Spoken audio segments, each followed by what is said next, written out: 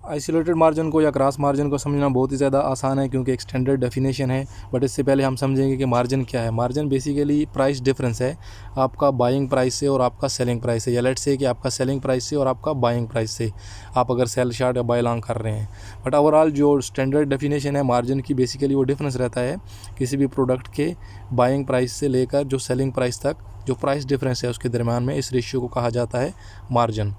तो leverage trading में हम लोग के पास मार्जिन होना चाहिए अपनी जो पोजीशंस है उसको सपोर्ट करने के लिए, क्योंकि हम लोग सिर्फ अपने एसेट्स के साथ ट्रेडिंग नहीं कर रहे होते, बल्कि कुछ बारोड फंड्स हैं जो हम लोग एक्सचेंज से बारो करके उनके साथ ट्रेडिंग कर रहे होते हैं। तो इसके लिए हमको अपनी जो पोजीशंस हैं उनको ओपन रखने के लिए, उनको सपोर्ट करने के लिए हमारा खुद का जो बैलेंस है एज अ मार्जिन यूज़ करना होगा। अगर हमारा बैलेंस ख़त्म हो जाएगा, ज़ीरो हो जाएगा, तो पोजीशंस ऑटोमेटिकली क्लोज हो जाएंगी। तो बेसिकली ये मार्जिन है। अब इसमें टाइप्स की अगर बात की जाए, क्रॉस मार्जिन और आइसोलेटेड मार्जिन, इसको समझना इतना आसान है कि आप सोच लें कि एक बड़ा पानी का टैंक है और उससे पाइपलाइन जो है आप डाली हुई है, और यहाँ पर छोटे कंटेनर्स हैं या लेट्स से गड्ढे हैं या कुछ भी हैं। तो ये आपका क्रॉस, इसको कंसिडर करें, ये टैंक से ऑटोमेटिकली इनमें जा रहा है। किसी को कितना चाहिए, किससे कितना पानी ड्रेन हो रहा है, कितना पानी उससे यूज़ हो रहा है, सही है, उसको ऑटोमेटिकली फ़्लो मिलती रहेगी पानी की। तो आपका जो क्रॉस मार्जिन है आप इसको ऐसे कंसिडर कर रहे हैं कि मेन टैंक है और उससे नेटवर्क जा रहा है ऑटोमेटिकली ये दीगर घड़ों में या जो से आगे टैंक हैं उनमें, और ज़रूरत पड़ने पर ये ऑटोमेटिकली एडजस्ट होता रहेगा, ऑटोमेटिकली कम होगा या ज़्यादा होगा। और अगर उसके बाद बात करें हम लोग आइसोलेटेड, क्योंकि बाई नेम ही आइसोलेशन बोलते हैं अलहदगी को, आइसोलेट करना, किसी चीज़ को अलहदा करना, उसको सेपरेट करना, इसको बोलते हैं आइसोलेट या कट ऑफ करना। तो उसमें क्या है, क्रॉस में आपका रिस्ट्रिक्टेड मोड नहीं रहेगा।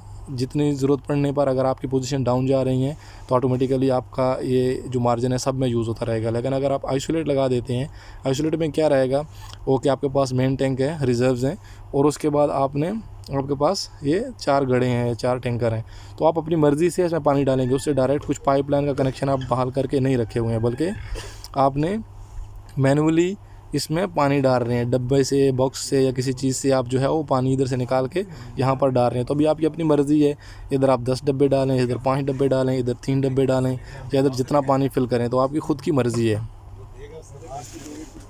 तो ये तो हो गया इसका डिफरेंस। आई थिंक कि इससे ज़्यादा इजीली या इससे ज़्यादा आसानी से समझाना पॉसिबल नहीं है। मोस्ट ईजीएस्ट वे में मैं आप लोगों को समझाया है कि आप इसको पाइप नेटवर्क कंसिडर करें, या फिर इसको आप जो है आइसोलेटेड एक कंटेनर कंसिडर कर लें कि जो आप मैनुअली यहाँ से पानी उठा कर इधर डाल रहे हैं, और क्रॉस में पाइपलाइन आपने बिछा कर रखी हुई हैं ऑलरेडी, जितनी पोजीशंस हैं उनको उनकी ज़रूरत के हिसाब से पानी मिल रहा है।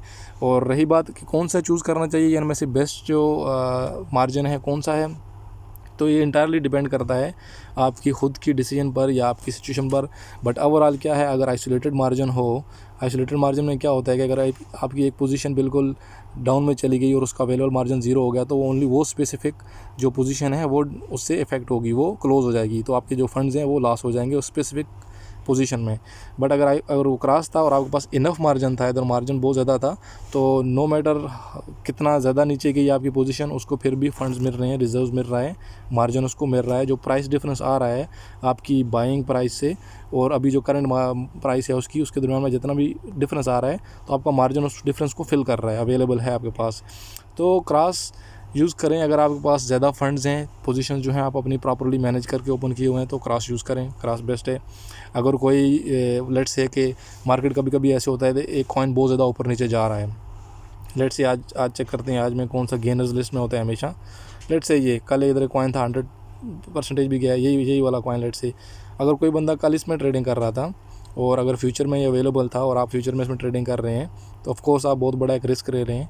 और रिस्क के टाइम में आप ऐसे कर सकते हैं कि instead of using cross margin आप ऐसा करें, आइसोलेट मार्जिन यूज़ करें। आइसोलेट मार्जिन यूज़ करने से क्या होगा कि गॉड फॉरबिडन अगर हाई वॉलीटिलिटी की वजह से अगर ये जो प्राइस है इतनी ज़्यादा चली जाती है कि आपका मार्जिन इवन इंटायर मार्जिन इसको कवर नहीं कर सकता था, तो एटलीस्ट आपका आइसोलेटेड जो मार्जिन था वो तो लिक्विडेट हो गया, वो तो गया, बट उसके साथ साथ आपने जो आपका मेन बैलेंस था इधर उसमें से कुछ ना कुछ फंड्स जो हैं बचा लिए। तो ऑफ कोर्स बहुत बड़ा रिस्क था। मैंने जस्ट एग्जांपल दी है आपको एक सिचुएशन की या कंडीशन की, but other than that totally depend करता है। अगर आप आइसोलेटेड मार्जिन यूज़ कर रहे हैं और अपनी पोजीशंस को आप इनफ लिक्विडिटी या इनफ जो मार्जिन है वो प्रोवाइड कर रहे हैं, तो आई थिंक इट्स वर्थ।